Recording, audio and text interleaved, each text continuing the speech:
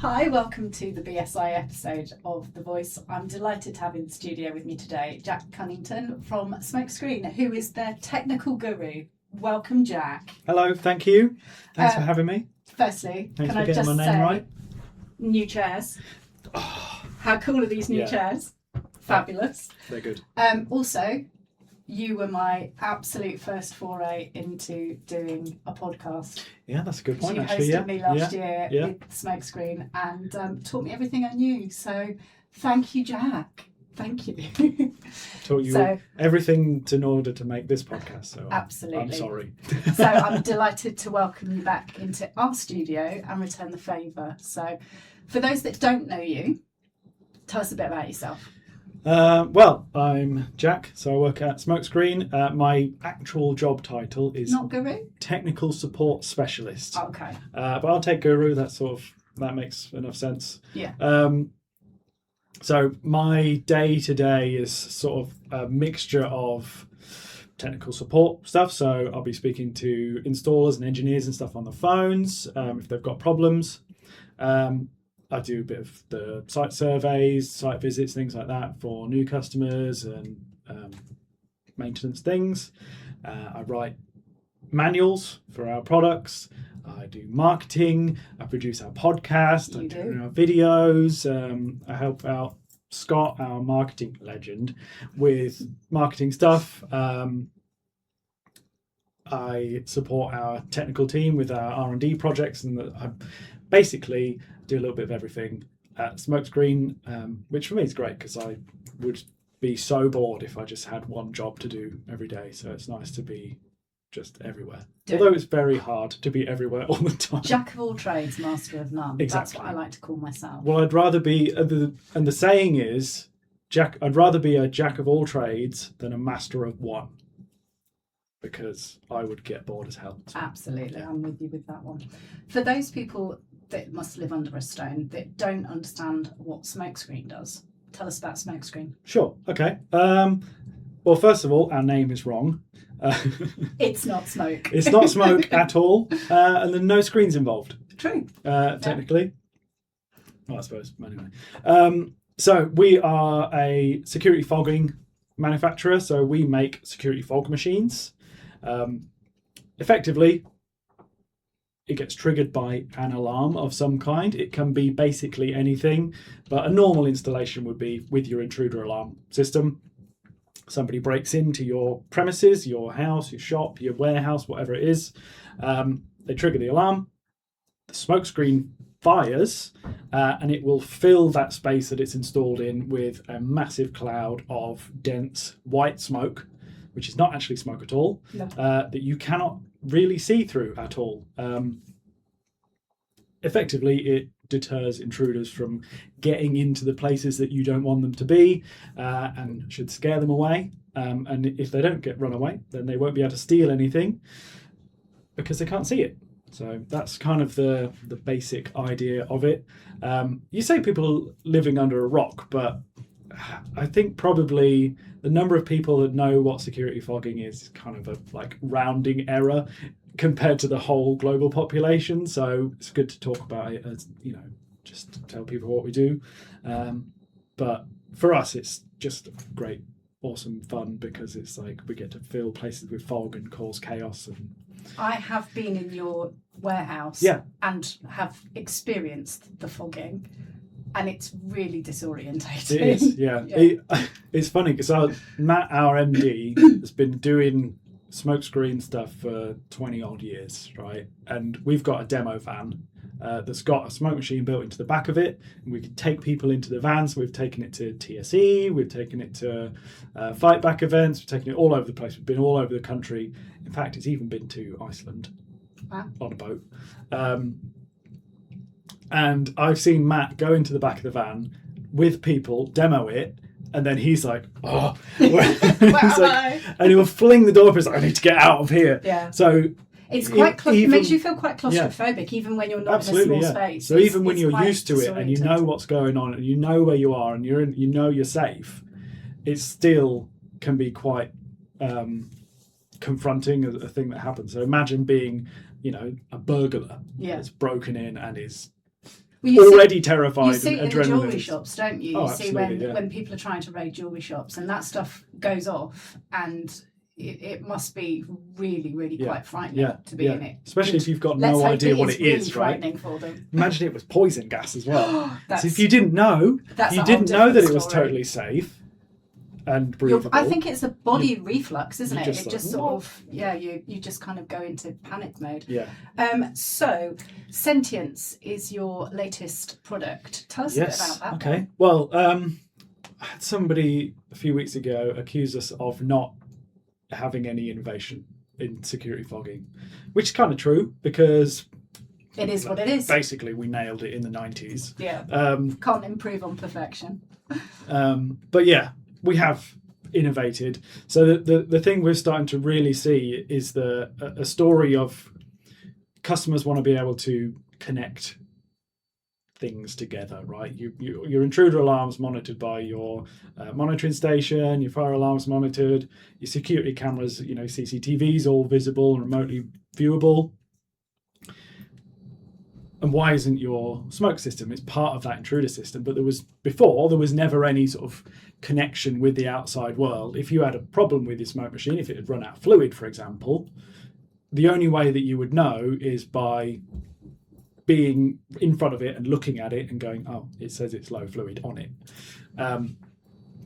So with Sentience, what we're trying to do is give customers the power to see their entire estate of fog machines, because you might just have one. You might have one in your house, for example, but if it's installed in the loft, and in order to get to that machine to make sure that it's still working, you've got to climb through the walls and everything.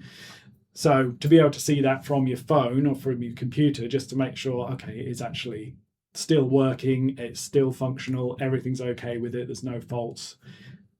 It gives you a bit of peace of mind knowing that it's still operational. And if you check it and it goes, oh, actually, I've got low fluid because I've been set off a few times, then you can call somebody and they can come and deal with it for you, or you can deal with it yourself. Similarly, if you're a manager of a big chain and you've got 500 of the things dotted about all over the country, or all over the world, in fact, that's a big job to look after all of those sort of systems together. So what happens is often, especially with big companies, staff change over, people move from job to job, somebody forgets something, oh, that's not my job, that's so-and-so's job. You know how that happens. Things get forgotten about, and suddenly your security fog system that you may have spent tens or hundreds of thousands of pounds on across the whole country is in disarray. You don't know the status of it. You don't know if it's working. You can't trust it to fire when you need it to go off. Mm-hmm. Sentience brings all of that information from all of those machines, puts it into one place where you can see the total health of your system. So if it's all working, that's great. And you know that your staff and your properties and your businesses are all protected. If it's not working, then you've got the power to go in and say, right, we need to get this, and this done. It needs to be there and there and there, and start making those steps to get your maintenance in order so that you know that your machines will be working in the future. So that's kind of the basic idea of Sentience, is allow you that control, that oversight of a system that was already, potentially in disarray, and allows you to keep control of it and keep hold of it. And we had a great stat from one of our customers that I think they've got about 400 machines connected into Sentience, and it took them a couple of years to get it in order. Yeah. But before they started with Sentience, they had a successful activation rate of about 56%. Right. So of all the machines all the alarms that went off, 56% of the machines that they had, smoke machines that were installed, fired. And that was because they weren't being maintained. Because they didn't know whether they were going to work. They didn't know what they needed to do, whether they needed to maintain them. So basically, almost half the time, they didn't work. Yeah. Which is rubbish, Which is not great. No. So Sentience comes along, give them a couple of years, get the maintenance teams in order, get things start to get fixed. Their most recent stat they gave us, 98% successful activation. Wow, that's amazing. So all of the alarms that went off, only 2% didn't activate the smoke machine, and just so happened that the one site that didn't activate didn't actually have one. So that 2% didn't actually exist. So the only reason that it didn't go off because it wasn't there. So we'll give you 100% then. Yeah, we'll take that 100%. We'll take the 98%, but So that's really what we're excited about at the moment is, you know, being able to give something to the customers that they can use as a tool that makes sure that what they've already spent money on and what they've already invested their time and, like, you know, especially if you're in a big business, you've got to sell that to the finance department, you've got to get it signed off by this, that and the other.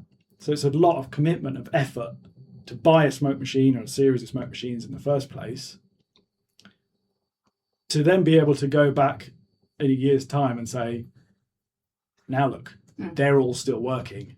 I'm justified in what I've just spent money on because I know that they're going to go off when they need to go off. And it gives you a lot of other stuff as well. It gives you an audit trail of what's happened. So with Sentience, you can see the status of the machines and you get an event log as well. So you know if a machine's fired. Yeah. So you can go to, where are we? BSIA. You can go to your shop in Worcester. That went off last night. All right, let's call the shop.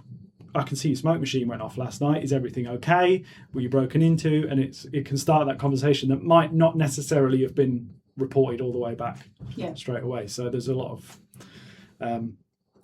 it's information, isn't it? And information is always going to be valuable because you can use it for something. So yeah, absolutely, we do love a good audit, don't we? Exactly. Yeah, absolutely. Talking to BSIA, obviously Smoke Screener members. Mm-hmm. We love having you guys involved. But you've also just renewed your SICE bag membership, which again is fantastic. Great that you guys endorsed the scheme as well. Yeah, well, the thing about SICE bag was, obviously with Sentience, our devices are now connected to the internet. So they're connected back to a cloud server that's sending and receiving information. So it's crucial that we know that there's some level of cyber security with our systems, and we want to be sure that it's not going to just get hacked into straight away. Yeah. So one of the first things that we sort of looked at when we heard about SICE bag, we're like, okay, right, this makes sense for us. Yeah. Because it puts into place a set process, a set procedure for what might happen if something were to go wrong, and sort of documents how we would deal with that as part of the development process. So it documents our development process and then our response to some sort of incident. And it's that self-regulatory thing. Yeah, so it was, there's nothing in the SICE bag that we hadn't already done, right? But having it written down and just proceduralized almost just concretes it, cements it as an actual thing. And yeah, for the sake of like a few hours work just to make sure that we've got that in place, it means that if I were to go to the moon next month, the next person that comes along to replace me, they haven't got to start again from scratch. No. They can just carry on. You know, they've already got this in place. It's already done. So SICE bag, things like that, it's not hugely onerous for us to do because we're doing that work anyway, but it puts it just focuses it for you. Yeah. It's kind of like ISO 9000, and is it 9001 or 9000? Absolutely that. Yeah, it's just we do these things. You do it, but you're just now we say that we do them. That you're doing it. Absolutely. What's next on the radar for you guys? What have you got coming down the track? Well, there was another exciting thing that we've been doing this year. We've just, in the last few months, released a new smoke machine. Right. So totally new to the market for us. Battery powered. So this machine can be totally off mains. So alongside of Sentience, that's our sort of big focus at the moment, is kind of pushing that battery powered smoke machine. It's called the Sentinel Go, because it can go anywhere. I've seen it. I've seen it in You've seen it in action. Trainers. I've seen it in action at the Ladies Golf Day. Yeah. I've seen the marketing for it as well. You've got it sort of in shipping containers in the middle of nowhere, haven't you? So it's got no mains power. So all of our other fog machines need mains power to activate. They sit hot, so there's a heater that's heating the thing inside, and the fluid evaporates and turns into fog. Hence why we're not actually smoke at all. Not smoke. the battery unit. Not smoke. Not smoke. Yeah. Not smoke, not screen. No. Yeah. With the battery machine, the batteries will heat up a coil that the fluid passes through, and it will do that instantly. So as soon as it receives an alarm signal, the machine can be turned off completely. Absolutely nothing happening. As soon as it gets a signal to fire, it goes, okay, draws a load of power out of the batteries, heats up the coil, and the pump pushes the fluid through and makes smoke. So it works in a totally different way to all of our other smoke machines, but the outcome is the same. So you can take that machine and I've got a great idea for a video where we can sort of just cradle it and carry it around and set it off wherever we are, because it will. You don't have to have it plugged into anything. It will just Fantastic. go. So. Just make sure I'm not in the vicinity, because that really did disorientate me when you did it. Yeah, I'll come into the offices and set all your Can fire you alarms imagine? off. Just let it off in Worcester. Yeah. Fabulous. Well, it's been wonderful having you in the studio. Thank you so much for joining us. Yeah. And great to see you. Yeah, and you. It's See been you great. again. I like doing podcasts. They're great, aren't they?